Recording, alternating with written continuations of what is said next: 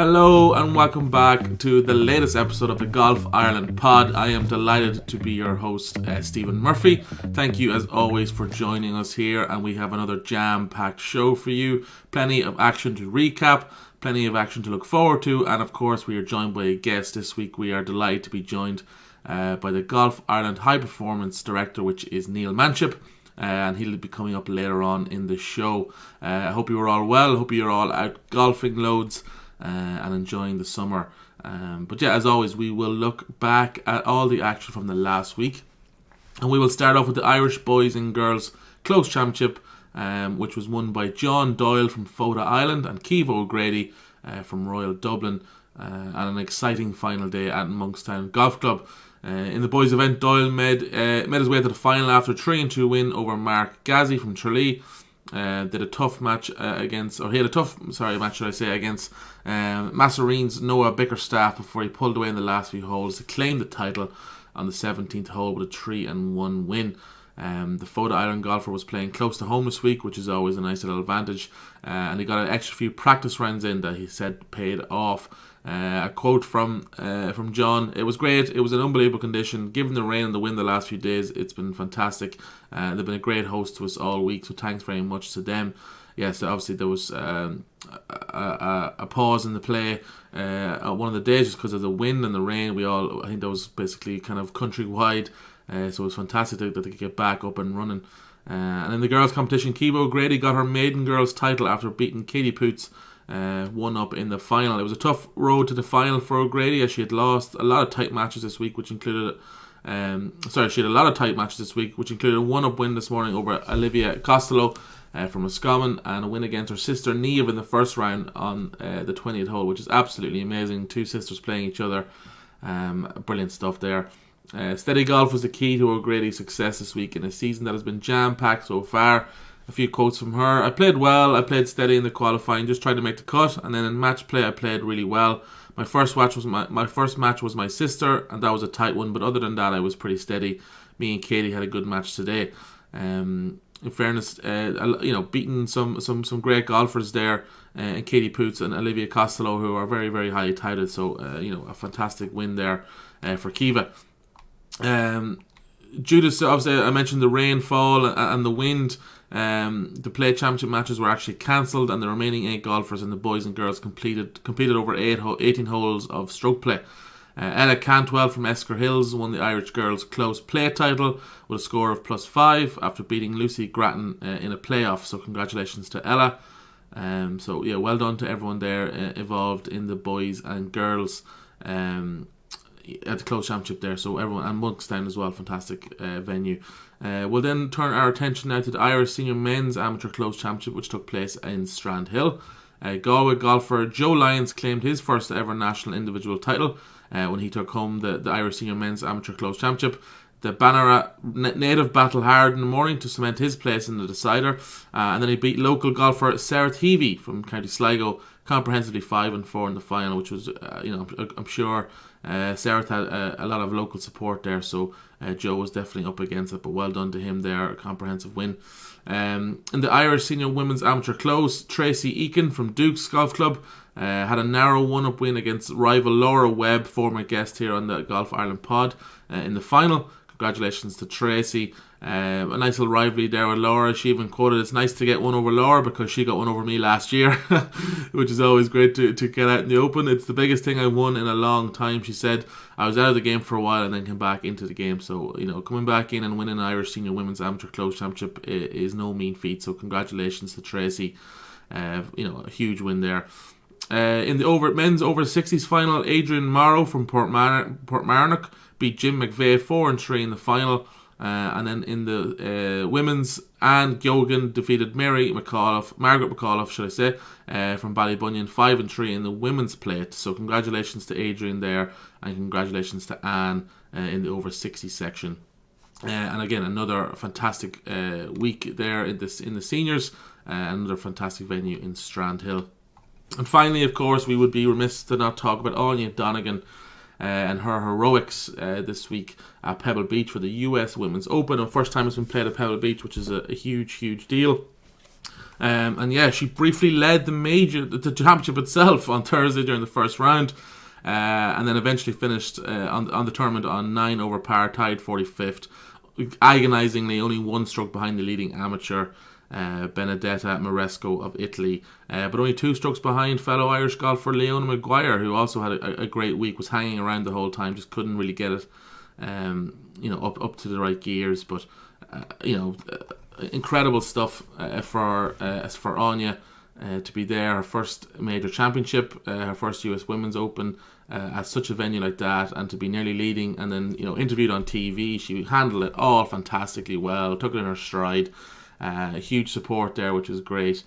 So congratulations to her and Leona on a great week. Everyone at Golf Ireland is very, very proud of Áine's and Leona's efforts. So yeah, I think that kind of recaps all of the action so far. We'll now throw it over to my chat with Neil Manchip. And now I'm delighted to be joined by Director of Performance for Golf Ireland, which is Neil Manchip. He's joined us here on the Golf Ireland pod. Neil, thank you very much for joining me. How are you? I'm great, thanks, Stephen. All good. How are you doing today? Not too bad. We were discussing there, the weather's not great where we are. I don't think in anywhere in Ireland the weather's not great at the moment. Not ideal. It's gotten very rough here. I'm just looking out at the Golf Ireland Academy there, and the flags are blowing hard. So yeah, tough day for golf today. Hopefully it'll improve soon. Yeah. Good day to test the skills, maybe. We'll get into a bit more of your career, but let's talk a bit about you first. Talk to me about where your love of the game of golf started and growing up. Well, I'm from Edinburgh, and my mum and dad did not play golf, so I kind of got started in golf through an aunt and uncle, Tom and Irene, up in Forres in the north of Scotland. So I used to do some holidays up there, and they got me into golf, and kind of immediately, like a lot of players, just fell in love with it right away and could spend hours in your own time or playing with friends, and kind of joined my first club in Turnhouse in the west of Edinburgh, which had a really good junior program there. And in fact, the club professional there is Kevin Whitson, who's the professional in Royal County Down. He moved over to Royal County Down in 1992, and that's how I first came over to Ireland. And he certainly helped me a lot along with my game and was my kind of one and only coach over the years. So yeah, that's really my kind of love of the game and how it all started for me. And then how did you end up getting involved with Golf Ireland?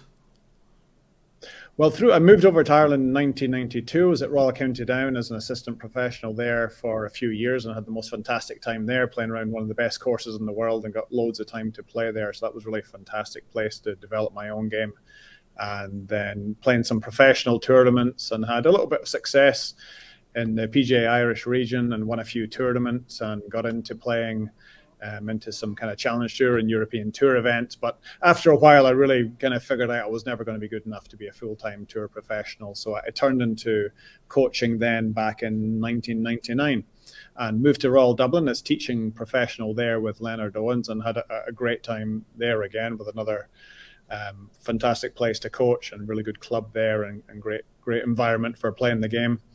And then I started as national coach with Golfing Union of Ireland at the time in 2005. So that's where I started there. Very good, very good. You've now been obviously director of high performance for a while now at Golf Ireland. Can you talk to us a bit, obviously, a high view of what that actually entails? Yeah, my third year in that role, which really immensely enjoying. It's very satisfying overseeing all over. I mean, my main responsibility is overseeing our whole pathway, which extends right from the beginnings for a lot of players in our kind of area development area, we call it, where young golfers are coming out of their golf clubs and starting to play in some competitions and attending our area development sessions and developing their skills, all the way through to the emerging professionals, our Golf Ireland professional scheme, where we've got some of our best up-and-coming players starting off on the various professional tours and every layer in between that. Seems like a very rewarding role, Neil. Is that fair to say? It is very much so. I mean, right from the start, just earlier in the week, I was attending one of our coaching pathway sessions of a a 4-day summer program we have for young players getting into our program for the first time, and just assessing their skills, moving on to the next stage of our pathway. We've some of our Irish boys and girls going on at the moment down in Monkstown. We've our European Team Championships then next week for our boys and girls and men and women. So a really busy time for us. So it's just great to see all of the fantastic players of all ages and abilities progress their game, get more experience, and of course progress into some fantastic tournament wins like our players have had already this year. Yeah, it's already been a fantastic year for Irish golf, which has been fantastic. When someone says high performance, what does that actually look like in terms of your role, Neil, and what you're actually looking for when you see these golfers and work with these golfers, so closely? Well, the obvious side of results, the obvious side of high performance is whether professionals or amateurs getting great results at whatever level they're playing at. For each individual, then it really comes down to their outlook and what they're doing, how they go about their business, and really how they're developing their own game. So, high performance, you've got the obvious kind of results side of who's doing the best in the game, but then right down to each individual and how focused they are on their own game. And that will change right the way throughout our pathway for the younger boys and girls who are probably playing other sports while they're involved in golf as well, and they're just checking out which sport they like most and which they're getting the best at. We've kind of 500 male and female on our overall pathway, right the way from the bottom all the way to the top. And really high performance for those players is going to be more focused as they develop through the game, right the way through to the kind of filter at the professional end of the game, which is a very, very difficult area to get to. We're very fortunate, even at our senior level, we have 2 European champions this year. So golf is such a fantastic game for longevity. We've Alison Taylor and Eddie McCormack, who won our European Individual Championships recently in Douglas. So, it's great to see at all levels of the game that area of high performance and players getting the best out of themselves. Absolutely. I've spoken to a few coaches of different sports throughout the podcast world, especially when it comes to working with younger kids. How important is it to keep that fun aspect in terms of actually progressing your skills? Is that something that you guys really focus on?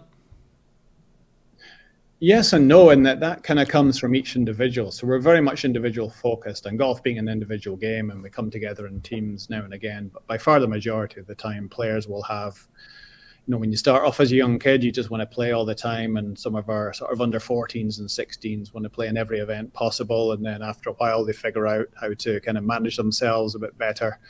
And really all the way throughout the levels of the game, yeah, it'll be fun sometimes, it'll be enjoyable sometimes, it'll be heartbreaking at other times, and those kind of emotions are all just learning how to manage yourself and how to manage your game. But very important at the young age. The introductory age is absolutely, it's only a game. You want kids to have fun and really get a good time out of playing the game, and they'll develop themselves and how seriously they want to take everything.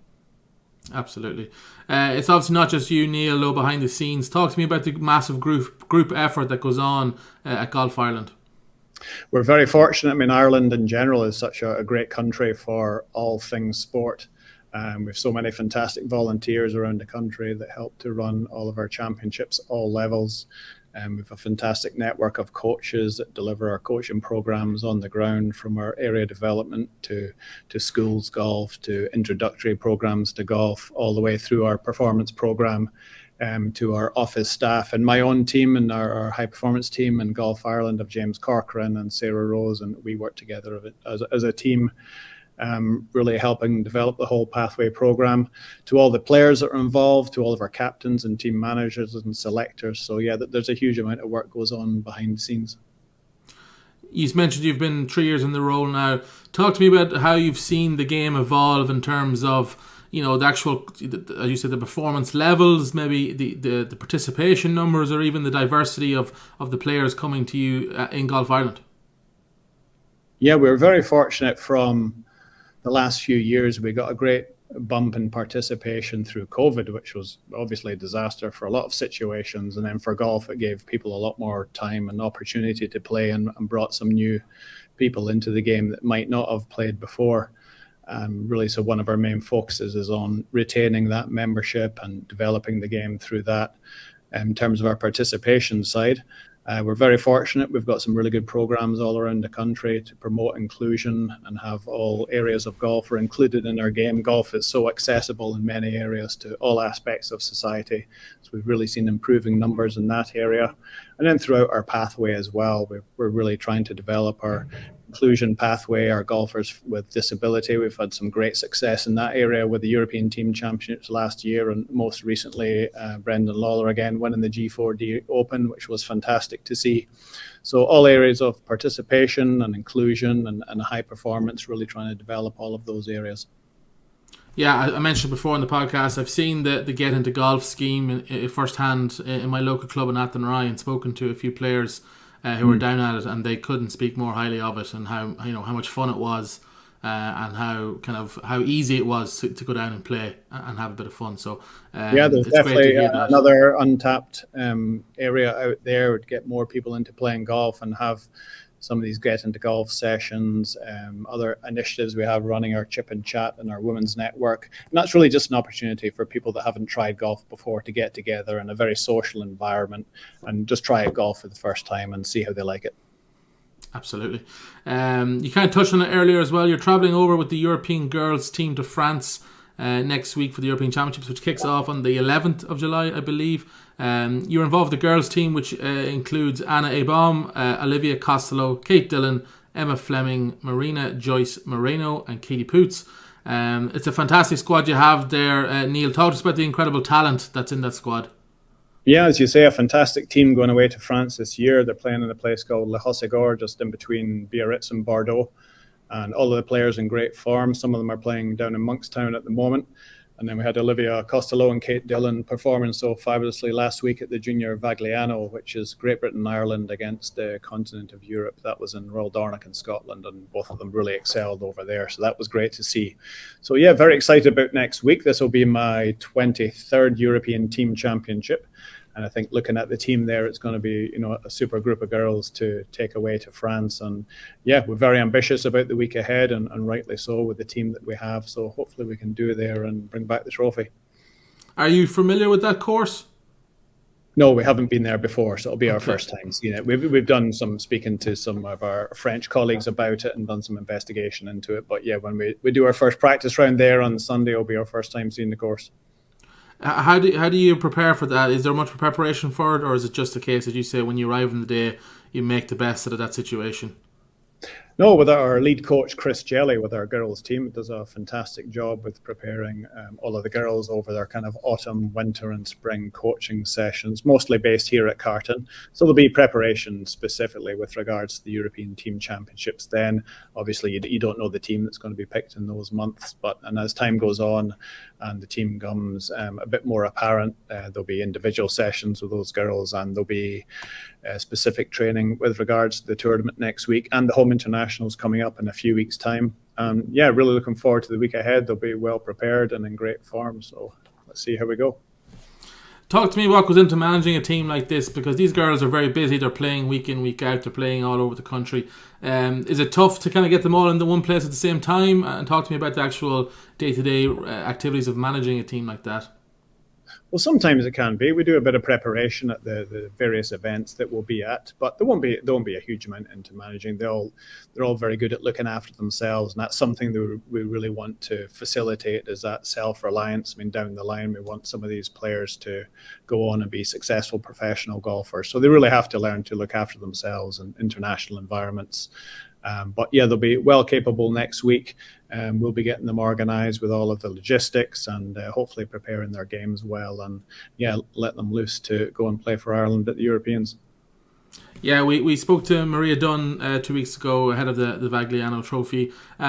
She kind of mentioned, obviously, they obviously are going there with the intention to win and trying their best to win, but she also wants the girls to really enjoy the experience of playing at such an amazing tournament like the Vagliano. Is that kind of the same mindset you guys are going to go into with the girls team as well? Definitely. It's an individual game, and sometimes when an individual game you come together in a team environment, it can be tricky to meet everybody's needs. So I think Maria did a fantastic job at the Vagliano of doing some preparation in that regard, and she did a really good job as team captain. They came up a little short at the end of the day results-wise, but by all accounts. It was a fantastic week. So very much the same thing.